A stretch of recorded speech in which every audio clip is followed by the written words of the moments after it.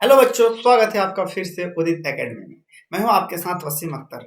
हम और भी टारगेट एमसीक्यू जो 500 को लेके चल रहे हैं, 500 प्लस, सिर्फ केमिस्ट्री में। पिछले लेक्चर में हमने डिस्कस किया था ये चीज की थ्योरी थोड़ा सा डिस्कस किया था, थोड़ा सा हमने एमसीक्यू डिस्कस किया था। इस लेक्चर में हम डिस्कस करेंगे कि आपका एमसीक्यू ज़्यादा डिस्कस करेंगे, क्योंकि थ्योरी अगर पढ़ लोगे थोड़ा सा एक आइडिया हो जाएगा, तब आप क्या कर सकते हैं कि एमसीक्यू अच्छा कर सकते हैं। देखो, आप अगर केमिस्ट्री में अच्छे से सिर्फ पढ़ लोगे, सिर्फ एमसीक्यू करके, जो टारगेट एमसीक्यू है 500 प्लस भी करके जाओगे, तो 500 में से ऐसा नहीं है कि आपको 250 एमसीक्यू नहीं, 25 एमसीक्यू नहीं मिलेगा, जरूर मिलेगा आपको। बशर्ते क्या कि लगन से पढ़ो, अच्छे से पढ़ो। अगर अच्छे से पढ़ोगे, लगन से पढ़ोगे, तभी आप अपना गोल को अचीव कर सकते हैं। तो इसमें हमें कैटलिस्ट का ही चल रहा है। कैटलिस्ट में देखोगे हर चीज़ का, हम हर चैप्टर को क्या करा हमने कि थोड़ा सा थ्योरी पढ़ा दिया, फिर हमने एमसीक्यू पढ़ा, ताकि बच्चों को एक अच्छा हो और रुझान बन जाए, चीज़ों को समझ में आ जाए कि कहाँ से पूछ रहा है, कैसे पूछ रहा है। तो इससे अगर मान लीजिए आप थ्योरी और एमसीक्यू करते हैं तो ज़्यादा अच्छा होता है। एमसीक्यू में आपका टाइम मैनेजमेंट बताया जाता है, टाइम जो आपको बढ़ जाए मैनेजमेंट, कि एमसीक्यू प्रैक्टिस करेंगे तो क्या होता है कि आपका जो टाइम ज़्यादा लगता था उसको कम कर सकते हैं। तो चलिए स्टार्ट करते हैं एमसीक्यू। जब यहाँ पे देखो, जब अभिकारक और उत्प्रेरक दोनों ही भौतिक अवस्था में सेम सामान होती है तो उत्प्रेरक क्या कहलाता है। देखो, जब हमने पढ़ा था कैटलिस्ट को, मतलब उत्प्रेरक को, हमने उत्प्रेरक में हमने जब पढ़ा था, उनमें हमने पढ़ा था दो तरह का होता है। एक तो है आपका होमो होमोजीनियस। होमो मतलब कि सेम तरह का होता है, होमोजीनियस कैटलिस्ट। और दूसरा आता है आपको हेट्रोजीनियस कैटलिस्ट।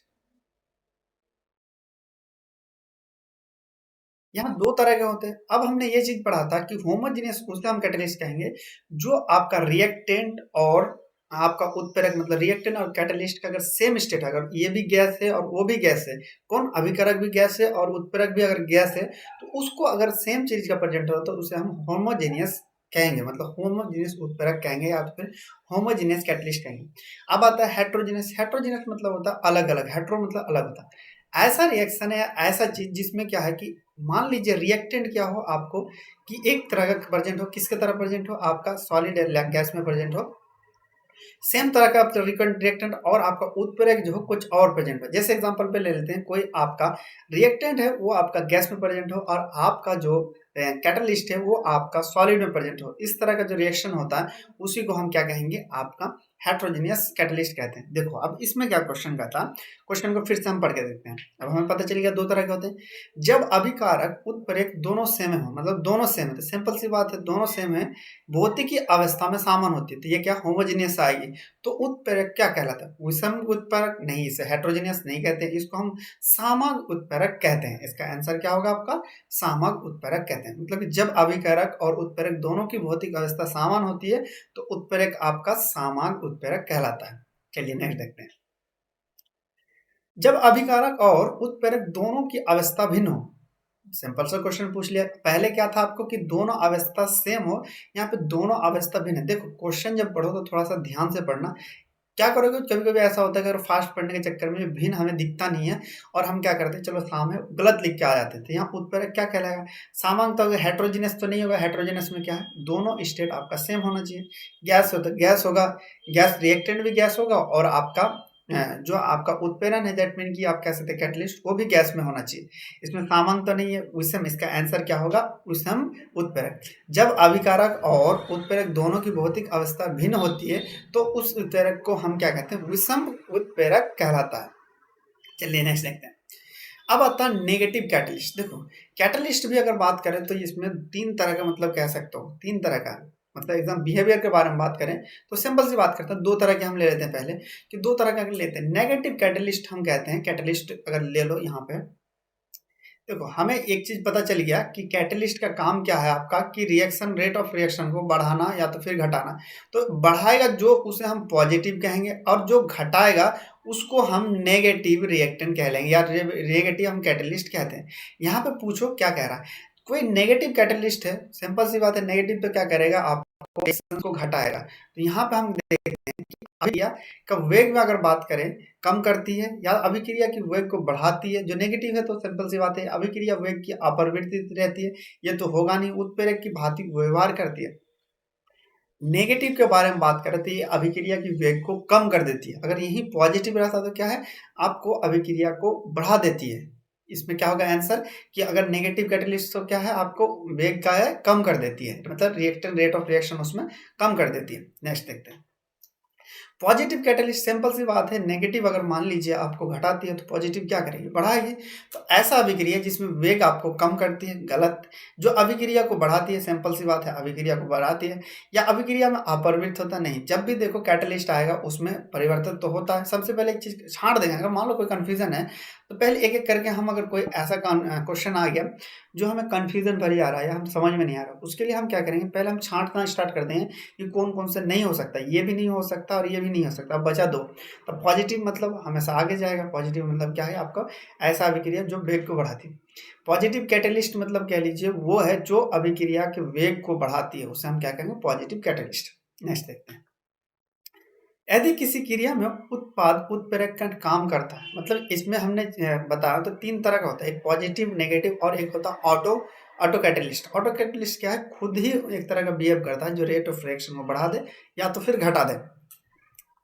अब इसे कहते हैं यहाँ या सामांग उत्प्रेरक, मतलब सामांग उत्प्रेरक कहते हैं, या तो फिर विषम, मतलब ये पूछ रहा सामांग उसे तो कहते हैं जो होमोजीनियस कैटलिस्ट होता है। यहाँ पे अगर विषम करें तो हेट्रोजीनियस होता है। हेट्रोजीनियस मतलब स्टेट अलग अलग होगी। अब यहाँ पे देखो, जो खुद ही करता है तो उसको तो पता है स्वयं उत्प्रेरक ही कहलाएगा। इसका आंसर क्या होगा, स्वयं उत्प्रेरक। यदि किसी क्रिया का उत्पादक उत्प्रेरक का काम करता है तो उसे हम क्या कहते हैं, स्व उत्प्रेरक ही हम इसे कहते हैं।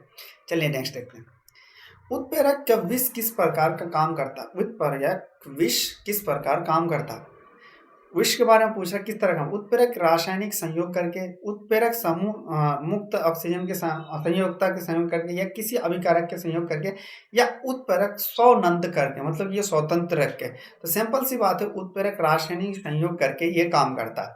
चलिए नेक्स्ट देखते हैं वर्धक का कार्य क्या है। वर्धक का काम कार्य बात करें तो यह उत्प्रेरक की पुष्ट ऊर्जा बढ़ाकर या उत्प्रेरक की सतह के अधिक आसान बनाकर या उत्प्रेरक के सतह से पहले अधिक चिकनी बनाकर या पृष्ठ संकुल के विश्लेषण की दर बढ़ाकर। इसके आंसर में बात करें तो उत्प्रेरक की सतह के अधिक आसान बनाकर यह काम करती है। चलिए नेक्स्ट देखते हैं जैविक उत्प्रेरक, मतलब कि जैविक कह सकते हैं वो कौन है, मतलब जैविक कैटेगरी मतलब कह सकते हैं कौन सा है। इसमें अमीनो अम्ल है, मतलब कि एमिनो एसिड्स आते हैं, फिर ग्लूकोज आता है या नाइट्रोजन आता है या इंजाइम। तो मैं आपको बता दूं इसमें कि इसमें होता है इंजाइम ही एक तरह का काम करता है जो कैटलिस्ट की तरह काम करता है, जो जैविक।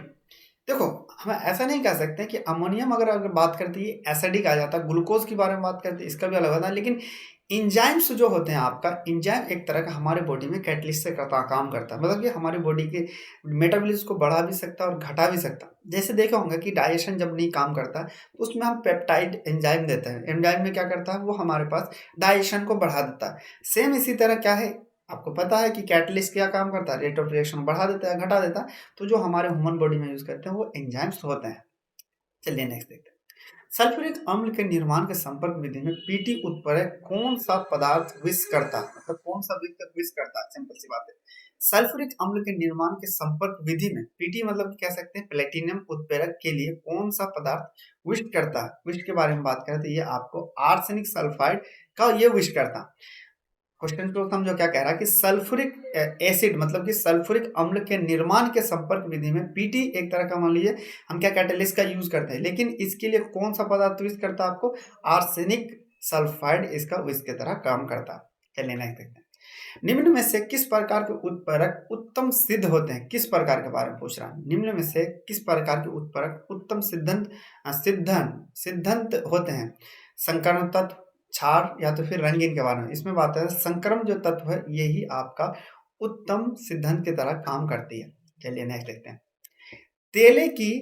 तेलों के हाइड्रोजनीकरण में प्रयुक्त उत्प्रेरक होता है। किसके क्या होता है इसमें, तेले के बारे में बात करें तो इसमें आपका निकेल प्रेजेंट होता है। तेले की हाइड्रोजनीकरण में प्रयुक्त उत्प्रेरक कौन सा होता है, आपको निकेल प्रेजेंट होता है।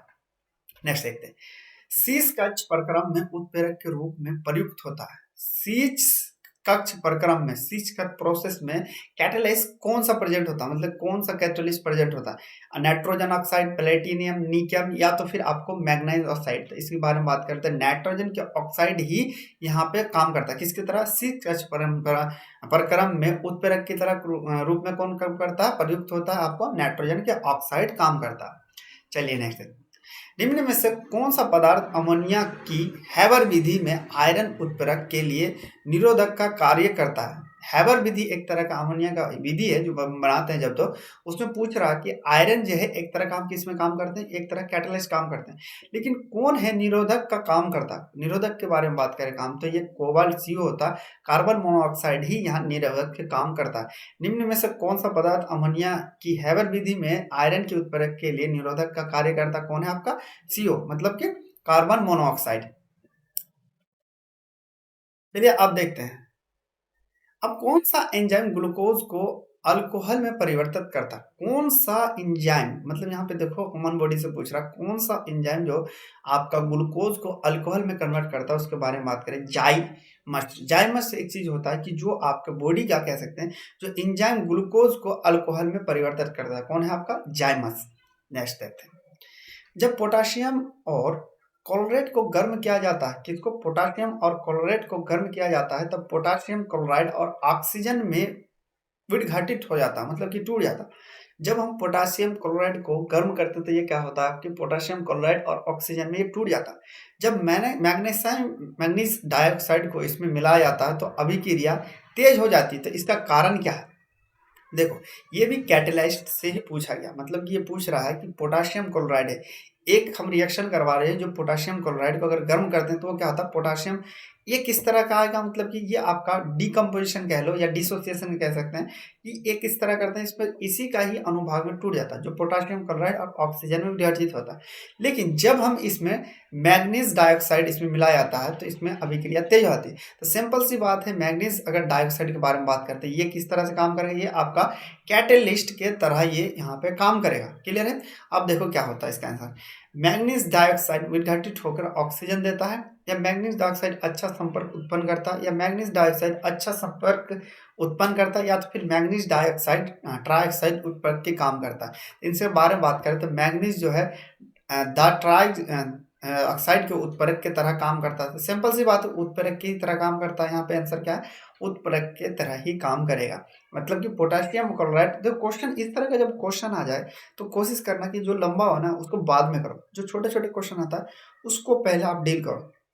क्यों, अगर उसको आप सही से डील करोगे तभी आप इसमें टाइम वेस्ट नहीं होगा। तो पहले कोशिश करोगे क्या कि इस तरह का जो क्वेश्चन आता है लास्ट में करना।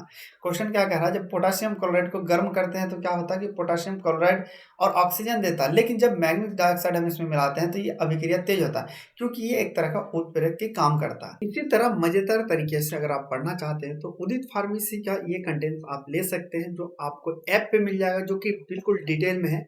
सबसे पहले आपको रिकॉर्डेड क्लासेस मिल जाए। देखो रिकॉर्डेड क्लास में भी दो तरह के मिलते हैं। इनमें देखो पहला आपका क्या है कि पहले थ्योरी पढ़ाया जाता है, जैसे मैंने आपको थोड़ा सा थ्योरी पढ़ा दिया इसमें, कि थ्योरी पढ़ाया जाता है, मतलब कि थ्योरी थोड़ा सा होता है। उसके बाद फिर वहाँ पे मिलता है आपको कि जैसे आपको देखा होंगे कि मैंने पिछले लेक्चर में देखा होगा कि आप थोड़ा थ्योरी पढ़ाते हैं, उसके बाद फिर MCQ को डिस्कस होता है। MCQ मतलब इन द सेंस ऑफ कह लीजिए कि उसका जो है पहले थ्योरी में जो पॉसिबल्स MCQ उनको डिस्कस किया जाता है, फिर आपको PDF नोट्स मिलता है। PDF नोट्स कह लीजिए, मतलब कि आपका जो नोट्स एक समरी टाइप का बना के जाता है, जो आपको कम टाइम में अच्छा हेल्प कर सकता है।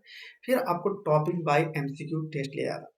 देखो टॉपिक बाय MCQ टेस्ट से ये बेनिफिट होता है कि उस टॉपिक से जो आपका पॉसिबल क्वेश्चंस होते हैं जो MCQ उसका आपका क्लियर हो जाता है। थ्योरी क्या करता है आपको कि कोई भी MCQ इजीली से आप कर सकते हैं, उसमें हेल्प करता है। लेकिन आपका जो टॉपिक बाय आता है, टॉपिक बाय हम क्या करते हैं, MCQ जो करते हैं प्रैक्टिस, उसमें क्या होता है टाइम आपको बचाता है। देखो इंपॉर्टेंट फैक्टर क्या होता है आपको टाइम, टाइम मैनेजमेंट। अगर मान लो एग्जांपल में 100 क्वेश्चन में आपने क्या करा, 2 घंटे का अगर पूछता है तो आप क्या करते हैं कि उस 100 5 नंबर पे मतलब 20 क्वेश्चन में ही पूरा सारा का सारा आपको 2 घंटे बर्बाद कर देते हैं। तो आप एक तरह का टाइम मैनेजमेंट भी तो पता होना चाहिए, कौन सा क्वेश्चन को पहले करना चाहिए, कौन सा क्वेश्चन को बाद में करना चाहिए, किस तरह से क्वेश्चन अरेंजमेंट करना है, हर चीज़ आपको इसमें बताया था। फिर मिलता है आपको model paper practice. Model paper practice क्या होता है, मॉडल प्रैक्टिस ये चीज़ होता है कि जो भी आपको पढ़ाया जाता है या फिर उस पिछले साल में जो पूछा गया, उनके हिसाब से जो क्वेश्चन पॉसिबिलिटी होता है, उनको आपको बताया जाता है। उनके हिसाब से पेपर बनाया जाता है, फिर आपको बताया जाता है। और फिर आपको प्रीवियस पेपर प्रैक्टिस किया जाता है, जो पिछले साल पूछा गया, किस तरह का पूछा था। फिर proper time management in the sense of कि कौन-सा क्वेश्चन कब करना, कैसे करना, सब कुछ बताया था। देखो, इन सब चीज़ करने के बाद भी अगर कुछ समझ में नहीं आया, तो आपको मिलता है लाइव क्लास। लाइव क्लासेस मिलता है और लाइव क्लासेस में आपको कोई भी क्वेरी हो जो आप इनमें से समझ में नहीं आया, कुछ दिक्कत है या फिर कोई टॉपिक वाइज समझ में नहीं आया, रिकॉर्डेड क्लासेस में आपको समझ में नहीं आया, तो आपको लाइव क्लासेस मिलता है, उससे आप कोई भी क्वेश्चन पूछ सकते हो उससे रिलेटेड, जो आपको क्लियर कराया जाता है। इसके लिए आप क्या कर सकते हैं कि आप प्ले स्टोर पर गूगल में अगर है तो गूगल में आपको पता ही है कि आपका फ़ोन में एंड्रॉइड में प्ले स्टोर होता है। उसमें जाएँगे आप उदित फार्मेसी सर्च मारेंगे, फिर इस तरह का डाउनलोड आपको दिख जाएगा, मतलब इस तरह का ऐप दिख जाएगा, उसको आप डाउनलोडिंग करेंगे। फिर आप अपना डिटेल भरना, नाम और ईमेल आईडी या फिर फ़ोन नंबर आप भर सकते हैं, आप स्टार्ट कर सकते हैं। उसके बाद फिर यहाँ पे स्टोर पे क्लिक करेंगे। स्टोर पे क्लिक करने के बाद आपको यहाँ पे दिख जाएगा, इस वाले सरणी में आपको क्या है, एंट्रेंस एग्जाम का कोर्स दिख जाएगा। उस कोर्स पे आप क्लिक करेंगे और फिर वहाँ पे कोई भी डिटेल में अगर कोई भी दिक्कत होती है पेमेंट से रिलेटेड, जो आपको 8 बजे से सुबह के शाम बजे तक आप उससे कांटेक्ट कर सकते हैं, वो आपको लाइव सपोर्ट मिल जाएगा। तो आप वहाँ जाकर अगर पढ़ेंगे, आप में तो बहुत सारे डिटेल में है, क्वेश्चन प्रैक्टिस है, वहाँ पे आप कर सकते हैं।